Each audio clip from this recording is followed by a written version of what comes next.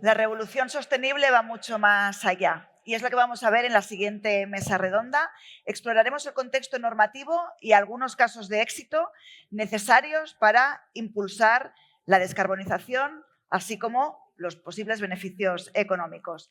Tenemos para ello a Ana Contreras, que es CEO y fundadora de la empresa ACE-RTA, que promueve la creación de un impacto positivo para organizaciones públicas y privadas, con más de 20 años de carrera donde se tangibiliza esa sostenibilidad. Óscar Liébana es director de innovación de la constructora Bilba, doctor arquitecto con 25 años de experiencia en el diseño y construcción de edificios y con proyectos tan representativos como la reforma del Santiago Bernabéu en Madrid. Muchas gracias, Virginia. Muchas gracias a APFE, a Beatriz, a Juan Antonio por darnos esta oportunidad de estar hoy aquí con vosotros y explorar y profundizar en esas posibles soluciones, ¿no? Porque estamos oyendo hablar del contexto, pero es importante ahora profundizar en esas soluciones que nos guíen, ¿no? Hacia dónde hacer mejor las cosas. Así que vamos allá.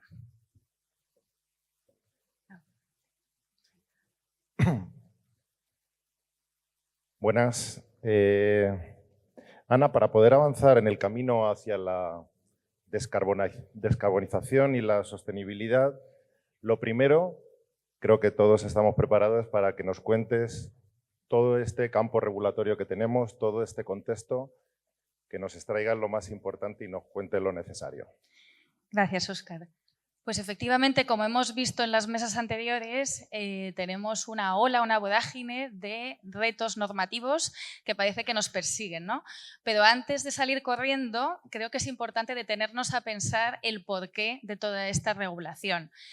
Si bien en la mesa anterior se cuestionaba un poco el tema de la ventaja competitiva de las empresas europeas, la realidad es que Europa lo que está haciendo es precisamente eso, a través de la regulación, trata de buscar esa ventaja competitiva. Pero vamos a ir al origen, ¿no? ¿De dónde parte esto? En el año 2015 pues, se unieron muchísimos países del mundo para firmar la Agenda 2030. Este fue el origen. ¿Qué hizo Europa desde entonces? Adherirse a esos 17 Objetivos de Desarrollo Sostenible, pero intentando posicionarse como el primer continente climáticamente neutro. Y para ello pues marcó la hoja de ruta, que es el Pacto Verde Europeo. Bajo ese Pacto Verde Europeo definió cuáles eran esas políticas sectoriales muy diversas, como REPower o de la granja a la mesa, para ahondar en trasladar esos principios del Pacto Verde Europeo a que se pudiesen ir realizando.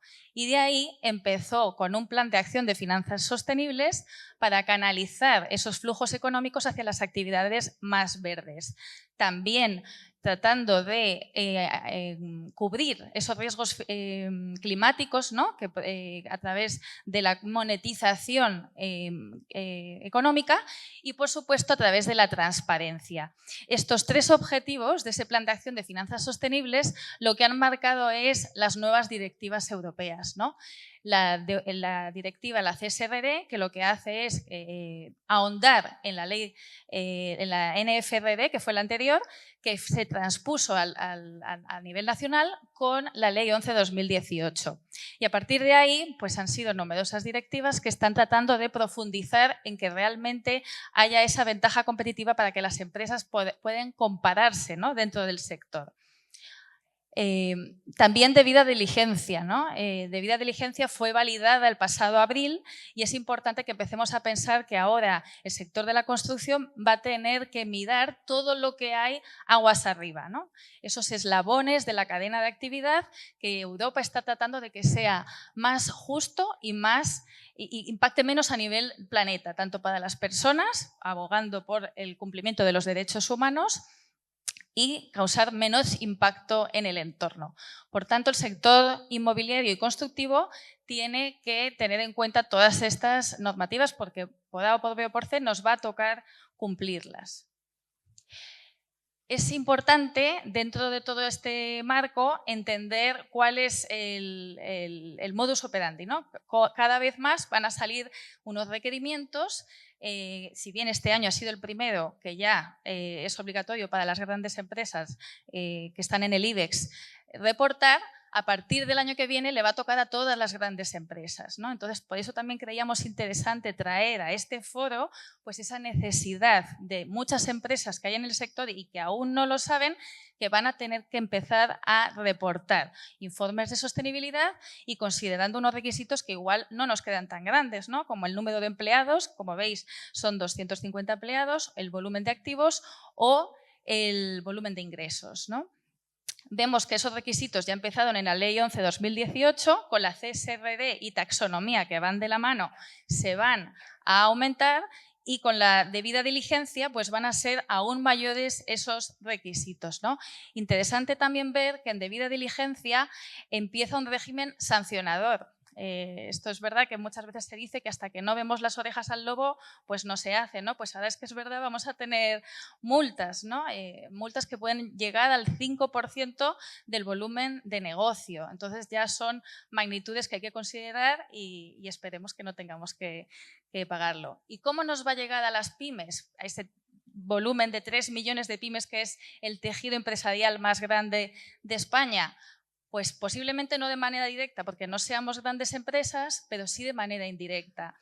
Porque bien, en las grandes empresas, por esa cadena de actividades, nos va a demandar que lo estemos implementando y que nuestros objetivos estén alineados con sus objetivos de sostenibilidad, o bien porque los bancos, si queremos acercarnos a ellos y conseguir financiación, nos van a preguntar: ¿cuál es tu perfil de riesgo climático? ¿Has monetizado en qué se suponen pues esas tormentas de arena que van a afectar a la construcción de las viviendas y van a dejar manchas?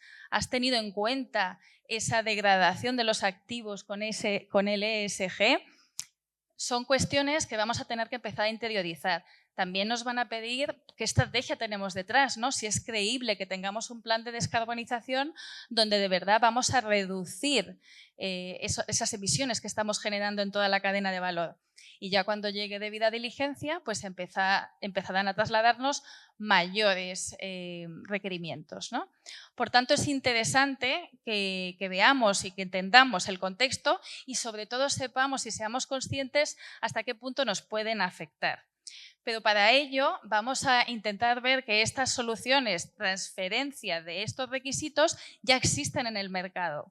Entonces, Óscar, por ejemplo, ¿nos puedes explicar un poco más de qué está haciendo Bilba para afrontar los desafíos del sector constructivo a través de la innovación o la digitalización? Bueno, yo creo que es muy importante lo que has dicho, es la estrategia.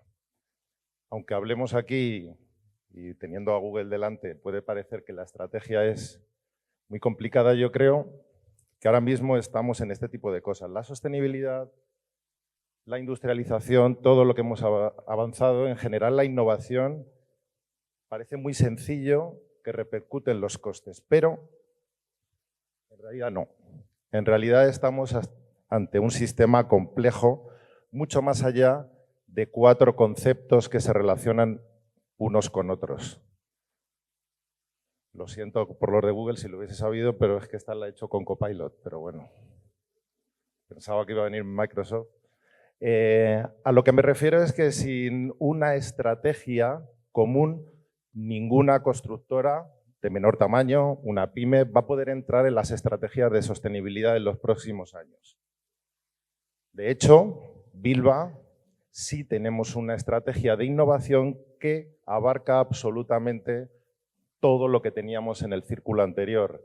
Y actualmente ya, por ejemplo, en cuanto a certificados de construcción sostenible, estamos en el 65% de todas las viviendas que tenemos hoy en ejecución, como parte de una estrategia, no simplemente por el hecho de tener la sostenibilidad para hablar aquí. Cuando hablamos de digitalización, no es el hecho de vamos a tener digitalización, vamos a trabajar con modelos en las obras. Ahora, en los proyectos colaborativos, casi en el 90% de los proyectos colaborativos que tiene Bilba abiertos, utilizamos metodología BIM para un trabajo colaborativo obligatorio que sea digital. parte de una estrategia para poder incluir la industrialización, para imponer una estrategia de sostenibilidad como la que has dicho. Como tampoco me voy a extender demasiado, esto es para incluirlo en proyectos reales como el que tenemos aquí ahora, y hemos hablado de un proyecto de 58 viviendas en Sevilla, del Ayuntamiento, de la empresa de la vivienda de Sevilla, más que asequible, es vivienda social, totalmente industrializada, y curiosamente a veces nos empeñamos en decir que la burocracia se alarga demasiado, que a lo mejor la administración no hace lo posible. Estamos hablando de un proyecto colaborativo, proyecto y obra desde la constructora, en vivienda social totalmente industrializada, que vamos a hacer en menos de 12 meses. Por tanto, va a haber proyectos colaborativos, incluiremos BIM, por supuesto, filosofía Lean, innovación, digitalización. En cuanto me dejen, entraremos con la inteligencia artificial. Y será todo el ciclo de vida para tener eficiencia, que se ha hablado aquí, y rendimiento. Por supuesto, ya estamos trabajando para que esto sea posible este invierno y trabajamos directamente, constructoras, diseñadores, cliente, un proceso de industrialización, porque estamos con el fabricante directamente. ¿Para qué? Para hacer un control de costes, pero también un control de residuos. Hablamos de circularidad, todo puede ser desmontable, con consumos reducidos, es vivienda social, y tenemos una calificación energética AA, energía fotovoltaica, cumplimos la huella ecológica que tenemos controlada en el proyecto porque lo tenemos totalmente digitalizado, y en general hablamos de una estrategia de sostenibilidad en cualquier proyecto de los que nos incorporamos. Bueno, y si, Ana, tú también has colaborado en el informe de sostenibilidad de Vía Ágora, ¿nos puedes contar? Perfecto, claro que sí. Pues la verdad es que ha sido uno de los proyectos que más he disfrutado de toda mi carrera profesional. Ya no solo por el reto que suponía la integración de los principios de sostenibilidad en todo lo que hacían, o más bien poner en valor lo que ya se estaba haciendo en Vía Ágora, sino por la facilidad que ha habido en esa interacción con todo el equipo de Vía Ágora, un gran equipo humano que hay detrás de todas las operaciones y actividades, que ha trasladado poco a poco toda esta ambición, porque al final son objetivos ambiciosos que hay que ir trasladando a toda la operativa y a toda la cadena de valor dentro de las actividades.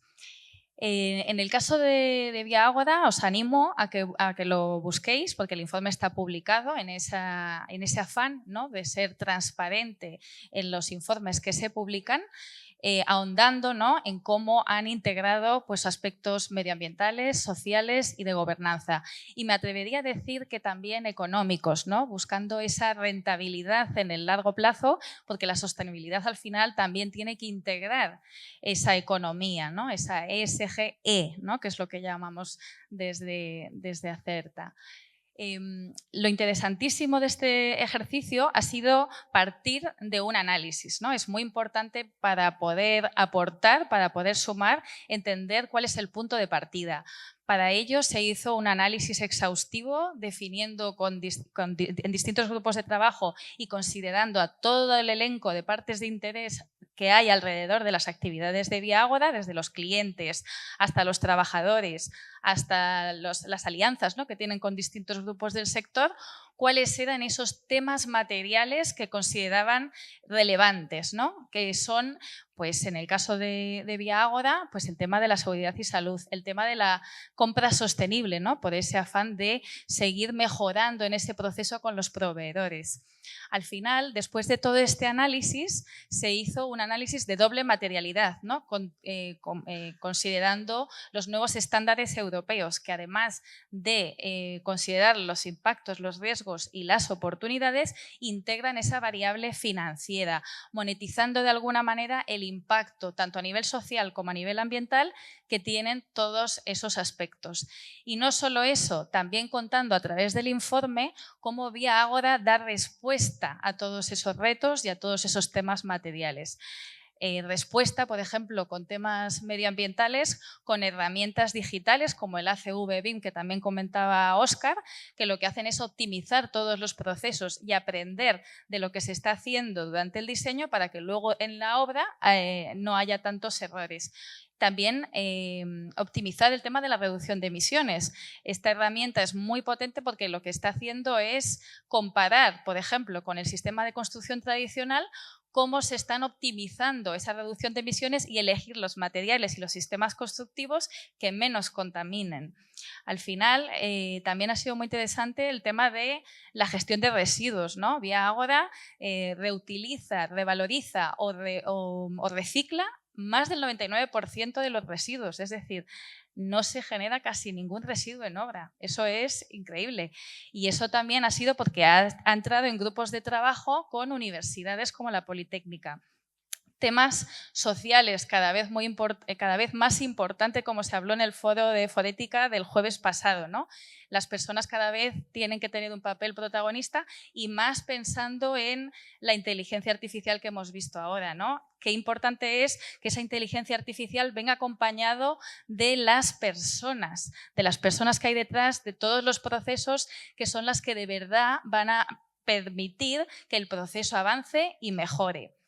El informe de sostenibilidad no se trata de colgarse medallas, de decir esto es lo que hago, esto es el camino. No, al contrario, es un ejercicio de transparencia para que el resto de la gente aprenda también de lo que se está haciendo, pero también definiendo aquellas posibles áreas de mejora. Eso es muy interesante porque los estándares europeos lo que van a hacer más bien es darnos pautas hacia dónde tenemos que seguir, cuál es el camino que tenemos que seguir realizando para mejorar y para alinearnos con esas acciones tanto de mitigación como de adaptación y economía circular, que son las 3 áreas claves hacia las que se tiene que alinear el sector inmobiliario y constructivo.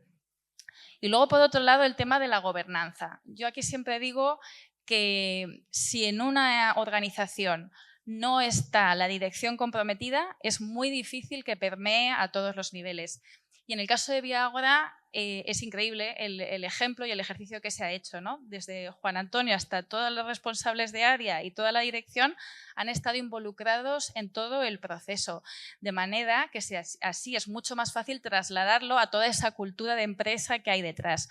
Algo que se ve favorecido por ese modelo transversal que tienen.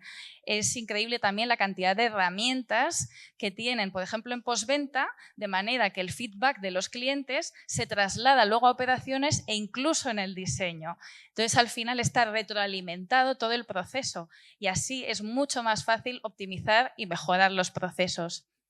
Por no hablar también de nuevos retos como la ciberseguridad, que también es uno de los retos que se aborda dentro de este informe de sostenibilidad. Y ahí la inteligencia artificial va a ser muy importante. En fin, que son numerosos los ejemplos que podríamos seguir viendo, pero yo os animo a que descarguéis el informe y lo veáis porque es un ejercicio de muy alto nivel. Y también quería aquí traeros otro caso, aunque no es del sector, pero seguro que muchos de vosotros sois apasionados del golf o conocéis a alguien que lo hace. Y además Málaga es una de las ciudades que más tiene que hacer frente, ¿no?, al caso del impacto del agua que tienen en los campos de golf. Traigo este ejemplo porque es muy interesante la estrategia que hubo detrás, ¿no? Es algo que como sector tenemos que mirar en otros casos de éxito para aprender cuáles han sido las claves, ¿no?, del éxito.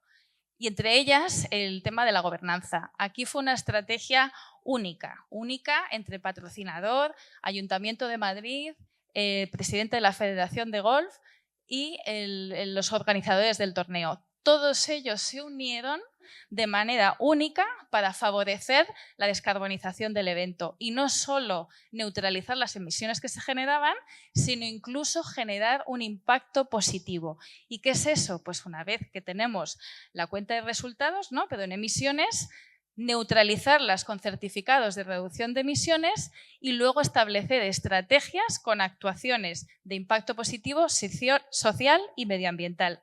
Y aquí traigo un ejemplo que a nivel social y medioambiental, que es la construcción de cajas nido con familias del Club de Campo de la Villa de Madrid. De manera que al finalizar el evento se colgaban esas cajas en los pinos alrededor del torneo, que además habían sufrido mucho por Filomena, y se regeneraba la fauna del entorno. Y no solo eso, se integraban a los niños y a los socios del club, que era una de las partes interesadas que más se veía afectado por el torneo, porque durante la puesta en marcha y el desmantelamiento estaban un mes sin poder jugar al golf. Entonces era una manera de compensarles. O integrar a los jugadores, algo que también es muy interesante. Hay que buscar a los champions del sector para que sean influencers. Esos van a tener una capacidad increíble de sensibilizar a las masas y de fomentar que poco a poco en el sector se vayan haciendo las cosas mejor. Y luego el tema de plantaciones basadas en la naturaleza, que con el Ayuntamiento de Madrid, con la iniciativa Madrid Compensa, no solo se plantaron los árboles, sino que se estableció un seguimiento del mantenimiento durante los siguientes 10 años. Es decir, no nos quedamos en los árboles que se han plantado, sino que seguimos su evolución para garantizar que lo que se ha plantado tiene sentido. Al final, la estrategia estaba basada en la certificación ISO 20121. Volvemos a las certificaciones, a las normas y a los estándares, pero es verdad que son la mejor pauta y guía para implementar una estrategia, porque ya te van diciendo cómo tienes que abordarlo. Y luego, muy interesante, el concepto del análisis de ciclo de vida, algo que también se hace en Viagora, como hemos visto en los materiales. Es decir, se consideran todos los impactos que hay alrededor del evento, desde la gestión de residuos, materiales, infraestructura, consumos de agua y energía, se analizan cuál es el área de mayor impacto y lo que se hace es definir una estrategia para mitigarlo. Una estrategia que debe priorizar acciones, ¿vale? No nos debemos perder ahora en intentar abordar todos los estándares, todas las cosas. No, tenemos que saber en qué aportamos más como empresa, como grupo, y orientar la estrategia en esa línea, priorizando y encaminándolo. Y finalmente, pues vamos a ver entre los dos cuáles son los beneficios de integrar la sostenibilidad, y yo diría ahora con la inteligencia artificial, en nuestra estrategia. Pues primero en la marca, ¿no? O sea, queda claro que al final las marcas se van a ver potenciadas porque en ese afán de ser transparentes, pues vamos a ganar. También el talento, ¿no? Al final, si los trabajadores están contentos con lo que estamos haciendo, van a estar más contentos y puede aumentarse la productividad.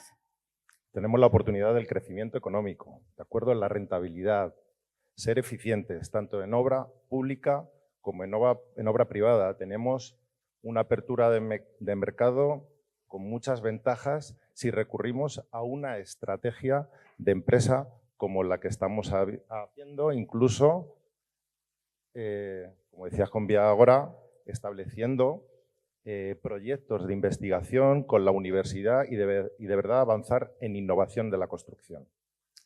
También todo el tema de la cadena de actividades, algo que vamos a anticiparnos a esa debida diligencia que va a llegar, y los valores, ¿no? Algo que queremos poner sobre la mesa porque a nivel ético y demás, la sostenibilidad, los derechos humanos lo promueven mucho y es la manera de volver a los valores que tanto nos han caracterizado como sociedad. En cuanto a compliance, hemos visto la complejidad que tiene toda la normativa, todo el contexto que tenemos y muy especialmente en los próximos años.